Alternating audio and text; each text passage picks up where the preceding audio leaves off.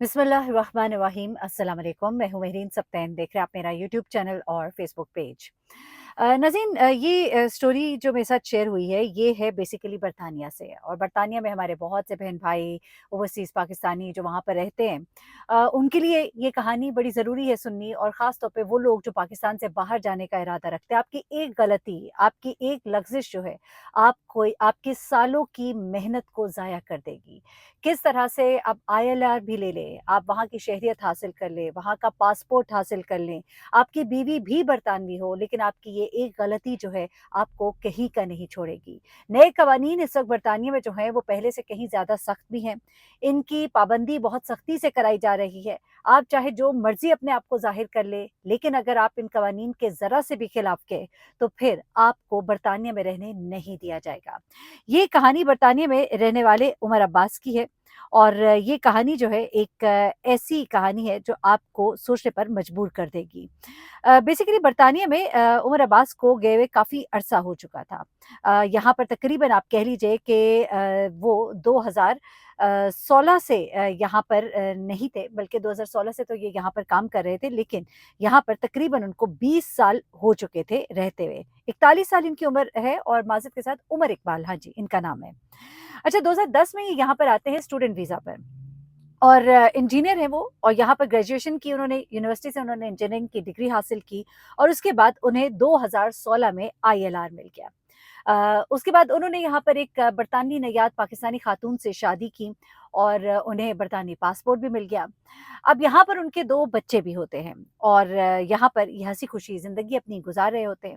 लेकिन कहते हैं ना कि इंसान जब अल्लाह ताला की दिए हुए रिज़्क़ हलाल को छोड़कर साइड पर रिज़्क़ हराम का रजू करता है, तो रिज़्क़ हराम जो है अपने साथ मसाइब लेकर आता है, बहुत सी मुसीबतें लेकर आता है, और वही सब कुछ हुआ इनके साथ। अब जनाब, ये अच्छा खासा कमा सकते थे, इंजीनियर होना बरतानिया में, यूएसए में या कनाडा में जो इंजीनियर्स हैं वो बड़ा अच्छा कमा लेते हैं। लेकिन ऐसे में उन्होंने एक गलत रास्ते का इंतखाब किया। उनके शैतानी दिमाग में एक ऐसा ख्याल आया जिससे वो बहुत ज़्यादा पैसा कमा सकते थे। अब इसके लिए उन्होंने वहाँ पर एक बाकायदा तौर पे कंपनी बनाई। इस कंपनी में उन्होंने 8 से 10 लोग जो हैं वो भी बाकायदा तौर पर हायर किए। अब ये कंपनी क्या करती थी कि ये मुख्तलिफ लोगों में उन्होंने अपने ये आइडिया को फ्लोट करना शुरू किया, जहाँ पर बहुत से ऐसे लोग जो रिटायर्ड थे, जो लेटेस्ट टेक्नोलॉजी को इतना इस्तेमाल करना नहीं जानते थे, उन लोगों को टारगेट किया, और उन लोगों को ये यकीन दिलाया कि हमारी कंपनी में अगर आप इन्वेस्ट करेंगे, अपनी जो भी आपकी कमाई है ज़िंदगी भर की, जो आपकी पेंशन है, जो कुछ भी है, ओल्ड पीपल बेनिफिट जो होता है, वो सब कुछ आप हमारे पास रखवाइए, तो हम आपको इस पर दुगना मुनाफ़ा देंगे। बैंक्स का मुनाफ़ा एक ख़ास परसेंटेज होती है, दुगना मुनाफ़ा जो है ख़ास तौर पे रिटायर्ड लोगों को बड़ा अट्रैक्ट करता है, क्योंकि ज़ाहिर-सी बात है अब वो नौकरी नहीं कर सकते, एक लिमिटेड अमाउंट होती है जो उन्हें हर महीने मिल रही होती है। उसके अलावा जो पूरी ज़िंदगी की उनकी जमा पूँजी होती है, उससे अगर उनको कोई ज़्यादा फ़ायदा हो सके, तो उसके लिए वो इस तरह की बहुत सी स्कीम्स की तरफ देखते रहते हैं। कॉल सेंटर के ज़रिए लोगों को बेवकूफ़ बनाने का एक बड़ा सिलसिला चलता रहा, तो उस वजह से लोग उससे घबराते भी हैं। उस तरह की चीज़ों में इन्वेस्ट करते हुए वो डरते भी हैं जो उन्हें वहाँ से अप्रोच करता है। लेकिन एक शख्स जो वहीं पर रहता है, एक शख्स जो इंजीनियर है, एक शख्स जो उनके बीच में रहता रहा और उसको वो बड़े अच्छे से जानते हैं, उसकी कंपनी भी वहीं बरतानिया में ही बेस्ड है। तो ऐसे में बहुत से लोगों ने उनकी इस कंपनी में इन्वेस्ट किया।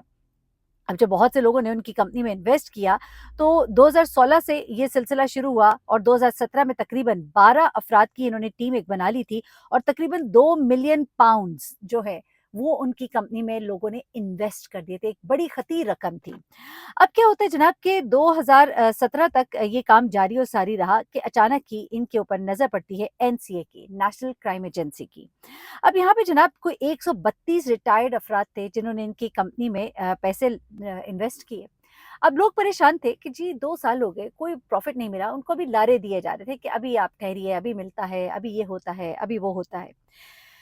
एनसीए ने जब इसका नोटिस लिया और उन्हें शक हुआ कि ये फ्रॉड हो रहा है, तो उन्होंने इसके ऊपर काम किया, और 2016 से ये शुरू होने वाला फ्रॉड का सिलसिला, जिसमें 2 मिलियन पाउंड ये शख्स जो है अपने पास लोगों के हथिया चुका था, 2018 में इसे गिरफ्तार कर लिया गया। इस पर केस चलाया गया, इल्ज़ामात जो हैं उसके ऊपर साबित हुए, और इसने इल्ज़ामात को झुटलाया, मगर सबूत इतने मज़बूत थे कि 2019 में उसे 6 साल कैद की सज़ा सुनाई गई। लेकिन 2023 में वो दोबारा से अदालत में जाता है और वो कहता है कि मुझे रिहा कर दिया जाए, मैं सब लोगों के पैसे जो है वो लौटा दूँगा। अब वो कहते हैं जिस तरह भी मैं चाहे अपने रिश्तेदारों से लूँ, चाहे जहाँ से भी लूँ, लेकिन मैं लोगों के पैसे वापस कर दूँगा, मुझे खुदारा आज़ाद किया जाए। आखिरकार उसे शर्त पर ज़मानत दी जाती है कि वो लोगों के पैसे वापस लौटाएगा, लेकिन उसने 1 रुपया भी लोगों का वापस नहीं किया। इस बिना पर उसकी दोबारा गिरफ्तारी हो जाती है। 3 साल तो ये गुज़ार चुका था, थोड़े से ही साल रह गए थे, शायद ही गुज़ार लेता, लेकिन अब आता है 2025 में इमिग्रेशन का सख्त कानून, बरतानिया का एक सख्त कानून जिसके तहत अगर कोई भी शख्स, अब बड़े गौर से सुनिएगा क्योंकि आप में से बहुत से लोग जो वहाँ पर रहते हैं और बहुत से लोग जो वहाँ जाने की ख़्वाहिश रखते हैं, वो इन चीज़ों को अज़बर कर ले, याद कर ले। क्या है वो? ये कानून कहता है कि अगर कोई भी शख्स ख़वातीन पर तशद्दुद करेगा, बच्चों पर तशद्दुद करेगा, फ्रॉड करेगा, धोखाधड़ी करेगा, तो फिर उसके पास चाहे आईएलआर हो, चाहे उसके पास शहरियत हो, चाहे उसने यहाँ पर शादी की हो, चाहे उसके यहाँ पर बच्चे हों, कोई फ़र्क नहीं पड़ता। ऐसे शख्स को फ़ौरी तौर पर डिपोर्ट कर दिया जाएगा। ऐसे शख्स को 10 से 20% सज़ा बरतानिया में काटने के बाद उसके मुल्क डिपोर्ट किया जाएगा और वहाँ पर उनके कवानीन के मुताबिक उन्हें सज़ा दी जाएगी।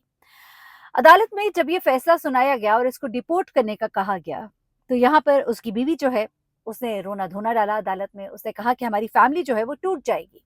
अब यहाँ पर इस शख्स ने भी एक और जो है वो खेल खेला क्योंकि आज़ाद होने के बाद उसने फ़ौरन ही एक और कार्रवाई डाली थी और उसने जाली सर्टिफ़िकेट्स भी बनवाए और डॉक्टर्स को विज़िट करना शुरू किया जिसमें उसे पोस्ट ट्रॉमेटिक डिसऑर्डर का शिकार दिखाया गया। उसने अदालत में अपना वो सर्टिफ़िकेट पेश किया और कहा कि जी मेरा ज़हनी इलाज चल रहा है, मैं पाकिस्तान के हालात में सर्वाइव नहीं कर सकूँगा, मैं अपने बच्चों को छोड़कर नहीं रह सकूँगा, मेरे लिए पाकिस्तान जाना मुश्किल है, मैं मर भी सकता हूँ, मैं खुदकुशी भी कर सकता हूँ और मेरे जो जितने भी आप कागज़ात देख रहे हैं इस वक़्त जितनी भी मेरी मेडिकल हिस्ट्री है, वो यही बता रही है कि मैं किसी भी वक़्त खुदकुशी की तरफ भी मेरा रुझान है। ये एक बहुत बड़ी सूरत-हाल होती है अगर कभी भी किसी जगह पर कोई भी मरीज़ जो है वो ये प्ली लेता है तो उसको बहुत सुना जाता है, एंटरटेन किया जाता है। लेकिन यहाँ पर आप बरतानवी इमिग्रेशन कवानीन की सख्ती का अंदाज़ा लगा सकते हैं जिसमें इस बात को भी एक साइड पर रखा गया और ये कहा गया कि इस शख्स को वापस पाकिस्तान भेजा जाए और जज जॉन गुन जो थे उन्होंने कहा कि आपने अपनी हालत को बढ़ा-चढ़ा कर पेश किया है। ये इतना संगीन नहीं जितना कि आप ज़ाहिर कर रहे हैं। लिहाज़ा अदालत ये फ़ैसला करती है कि उमर इकबाल को डिपोर्ट किया जाए। किसी भी वक़्त उमर इकबाल को डिपोर्ट किया जा सकता है, लेकिन ये केस जो है ये एक टेस्ट केस है और एक ऐसा केस बना जो ये बता रहा है कि अब आने वाले वक़्त में कोई भी शख़्स अगर इस तरह की कोई भी हरकत करेगा जिसमें ख़वातीन पर तशद्दुद भी शामिल है, बच्चों के ऊपर तशद्दुद शामिल है, किसी किस्म का वो फ्रॉड करेगा, धोखाधड़ी करेगा, तो फिर वो जिस मुल्क से ताल्लुक़ रखता है उसको उस मुल्क में वापस भेज दिया जाएगा, चाहे उसके पास बरतानी पासपोर्ट हो, आईएलआर हो, बीवी वहाँ की हो, बच्चे वहाँ के हों, चाहे वो बच्चे और बीवी अदालत में रोते रह जाएँ, मिन्नतें करते रह जाएँ, लेकिन ये फ़ैसला जो है इतना ही सख्त होगा जितना कि उमर इकबाल के लिए हुआ है। एनीवे ये कहानी थी मैंने कहा आपके साथ शेयर करूँ ताकि वो लोग जो वहाँ पर रहते हैं या जाने की ख़्वाहिश रखते हैं, इन चीज़ों को ज़रूर सोचें और इस पर गौर करें। धोखाधड़ी किसी के साथ भी वैसे भी एक संगीन जुर्म है, इस दुनिया में भी सज़ा है, उस दुनिया में भी सज़ा है। अपना बहुत ख़्याल रखिएगा, दुआ में याद रखिएगा। अल्लाह हाफ़िज़।